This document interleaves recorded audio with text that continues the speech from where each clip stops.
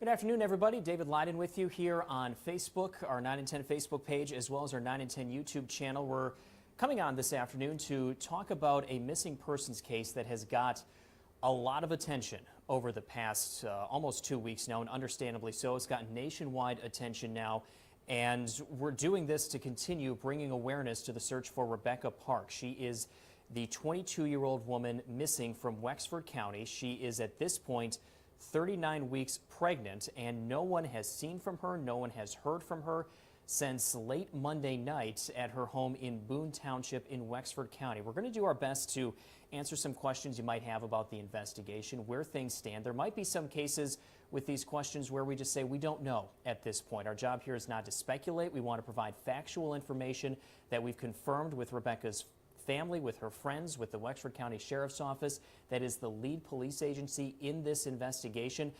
And again, we're doing this to continue to keep Rebecca's story in the spotlight.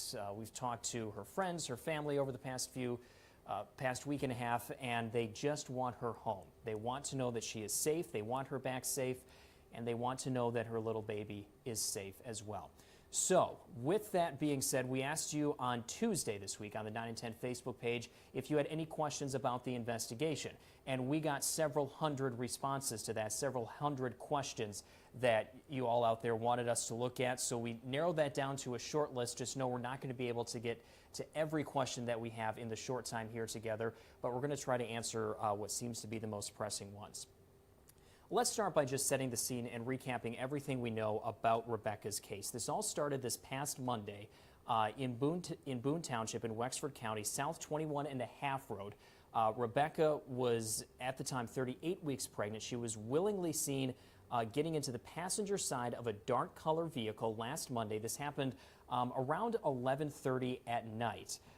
She apparently told people that she had arranged to be picked up at that home, but didn't tell anybody who she was going with. So that's part of the mystery right now, is who was driving that vehicle and who did she get inside the vehicle with.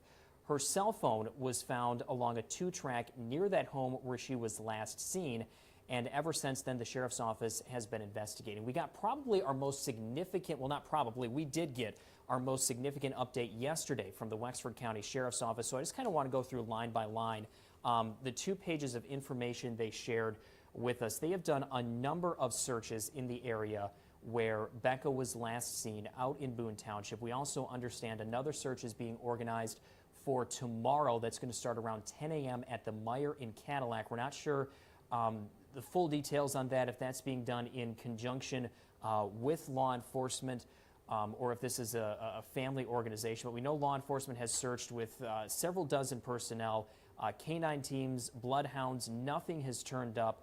They've taken a drone up in the area, and that really did not generate any evidence. One interesting detail that we learned yesterday on this case from the Sheriff's Office, there's been no activity on any of Rebecca's financial accounts, any accounts that have known ties to her since before she went missing. The Sheriff's Office did share with us she apparently had been given about $2,000 in cash fairly recently that the sheriff says was related to the passing of a family member on the night she disappeared last Monday.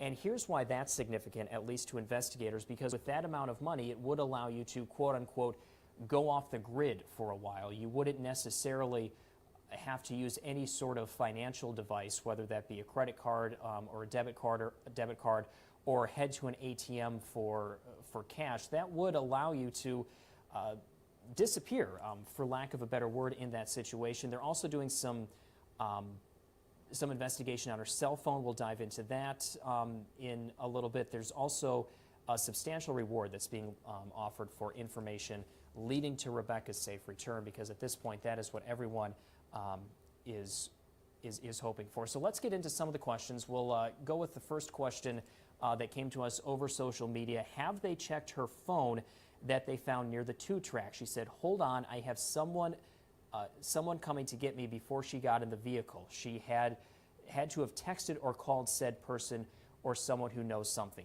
The answer to that question is, from our understanding, yes, is that deputies have started looking into Rebecca's cell phone that was found near the 2-track. And they told us yesterday they have gotten some information off of that, and they have started following up on any sort of leads that may have been generated from the forensic analysis on that cell phone. And there's any sort of almost no limit to the amount of information you can get from a cell phone. When you think about everything that we do with the phone, with a cellular device, all of our lives are on there. So there certainly could have been text messages that investigators could be looking at. Who was Rebecca communicating with? What's the nature of those messages? Most importantly, what's the content of those messages that could indicate who she was going with, where she was going, who she might have been in contact with, either through text messaging or through various phone calls.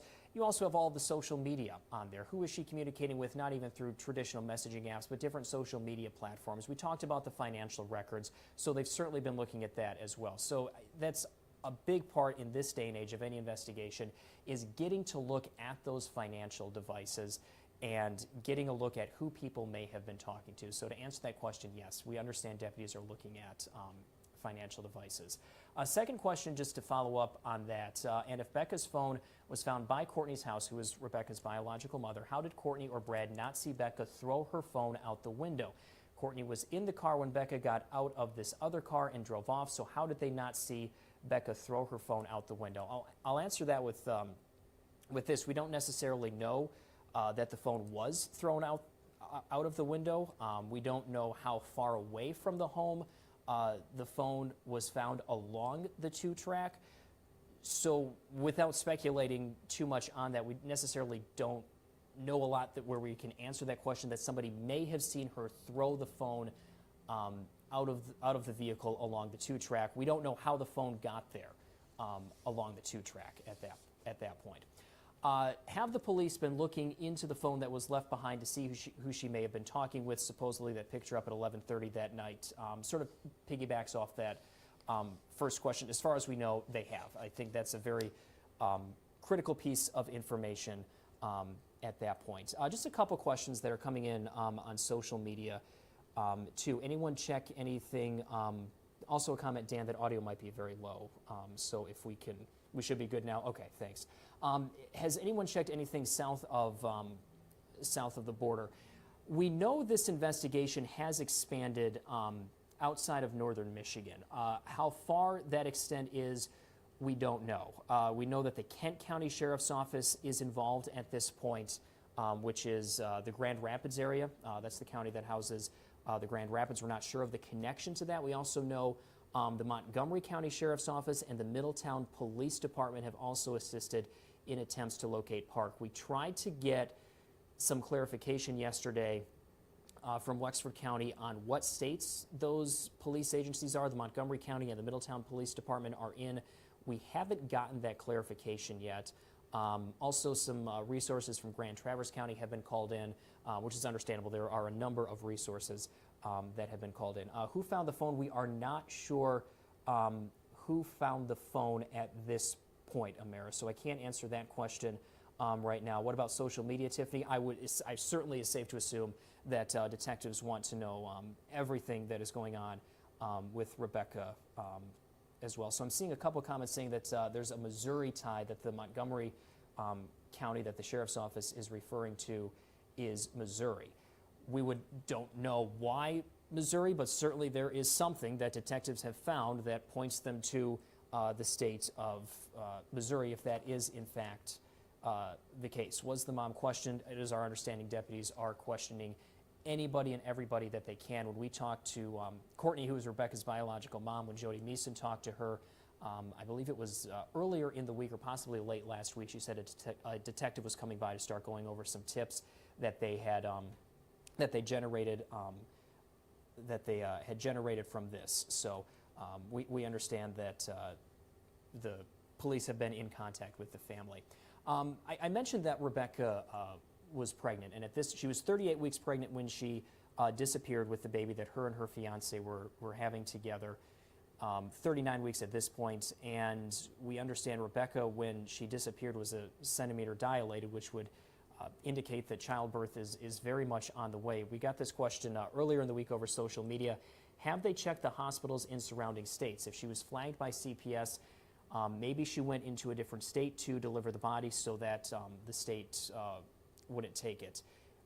Yes, the sheriff's office said in their release yesterday, quote, attempts to locate Park at area hospitals have not resulted in locating her or her unborn baby. So we don't know what hospitals they would have reached out to. The nearest hospital to all of the situation would have been Munson Medical Center in Cadillac. There's also the OB unit at Munson Medical Center in Grand Traverse County, but the search, as far as detectives have told us, has sort of spread out, and they've checked any place Rebecca might have gone to give birth to say, is she here? Have you had her come in? Is there a baby that has been born here that would match this description? Would you see this mom? So that has been part of the investigation as well. I'm just going to check to see if any comments coming in over social media that we might be able to answer. Kimba noting some rumors. Yeah, there are a lot of rumors out there right now. That is the one thing I will note. We're doing our best to stay as focused as we can on the facts that we know that are confirmed, but understandably, a lot of people very invested in this case. The final question that we'll dive into before we start wrapping this up, again, just to keep Rebecca's story out there. If I was the driver of the car that Rebecca got into, I would contact police to let them know where I dropped her off. I wouldn't have anything to hide. If I was the driver of that car, I would contact police to let them know where I dropped her off. I wouldn't have anything to hide. Just ending with that question for a reason, because I think a lot of people would agree. If you were the person that was driving that car, you would want to clear your conscience. And for the sake of Rebecca's family, not to speak for them or editorialize, I think it's time to clear that conscience.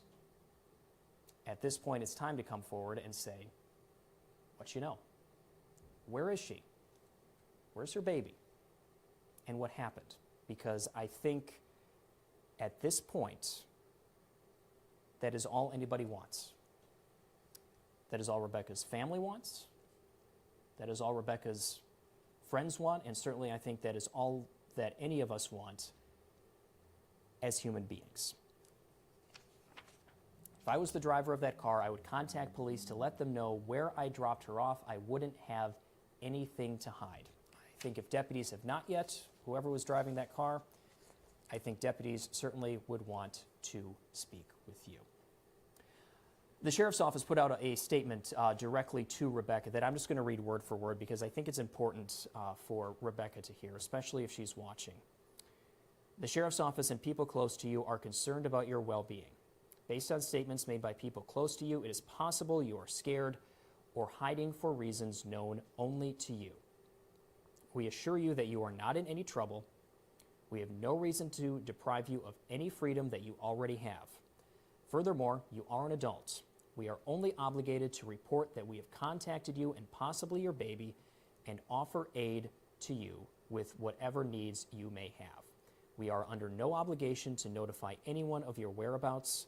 If you see this message, please reach out to our office directly or any police, fire, or emergency medical services in the area where you may be and let them know who you are and why you need their help.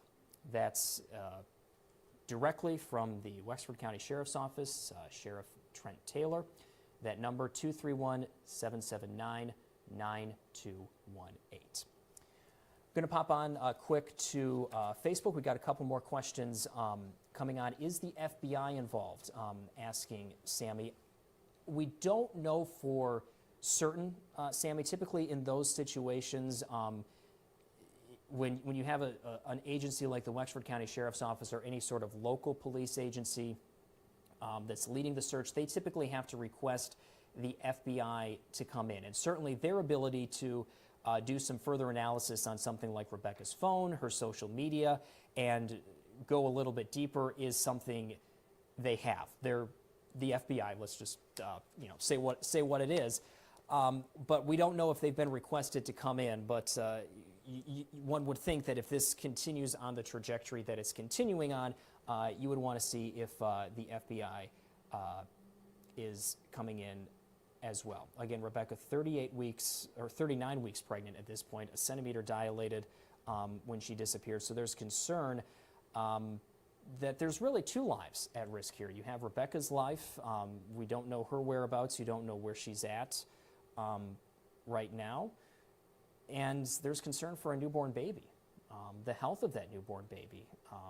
You know, a grandma out there, a father-to-be out there. So there's certainly concern for the baby as well. Has the family house been searched? Kayla, not entirely sure on that, but we do know the family has been talking with detectives as well, and that they've been going back and forth and talking about some tips that have been generated. We do know also that there's a $12,000 reward for any information. There's also been some partnership that's been established between the Wexford County Sheriff's Office and the Cadillac Area Silent Observer as well. Before we wrap up, just another reminder too, there is a search party scheduled for tomorrow at 10 a.m. We understand this is, it appears to be friends or people close to Rebecca who are trying to get this going.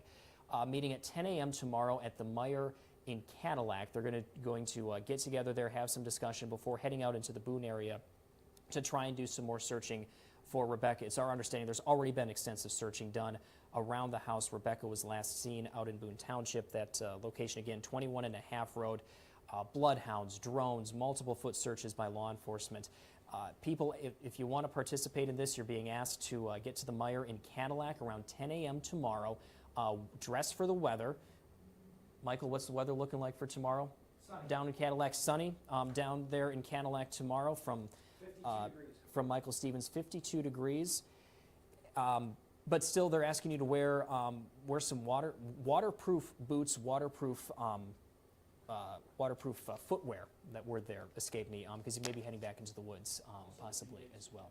Also, our news director Dan made a great point. If you know anyone who's heading out into the woods this weekend for opening day, my gosh, how many people are going to be out in the woods this weekend for the opening of firearm deer season on Saturday?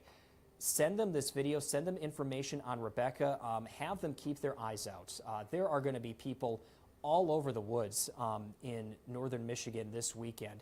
If you see anything, a footprint, a piece of clothing, you see something that could point investigators or Rebecca's family in the right direction, reach out, say something, mark that spot, have somebody and get in touch with law enforcement and flag them down and get back into the woods.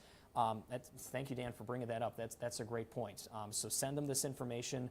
We've got it all posted on our website and say, hey, just keep your eyes out. Maybe not even necessarily in the woods. You're traveling around to northern Michigan. People are going to be in bars. People are going to be in restaurants. This is certainly going to be a topic of conversation. If you hear something in any bars or restaurants this upcoming weekend, say something. This is getting to the point where no tip is too small. So we are going to wrap this up here. Thank you for joining us. Thank you for your interest in this. Thank you for your interest in keeping Rebecca's story out there. Hopefully we're able to bring her home and this story has a happy ending. So keep engaging with this story.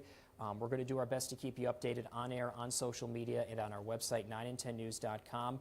And if you have any information, again, the Wexford County Sheriff's Office is your best bet. Their number 231-779-9216. Rebecca, if you see this, you're not in trouble. The folks here in Wexford County just want to get in touch with you and know that you're okay and know that your little baby is okay as well. So we appreciate everybody's interest in this case. Rebecca, we hope you get home safely. We hope that baby gets home safely.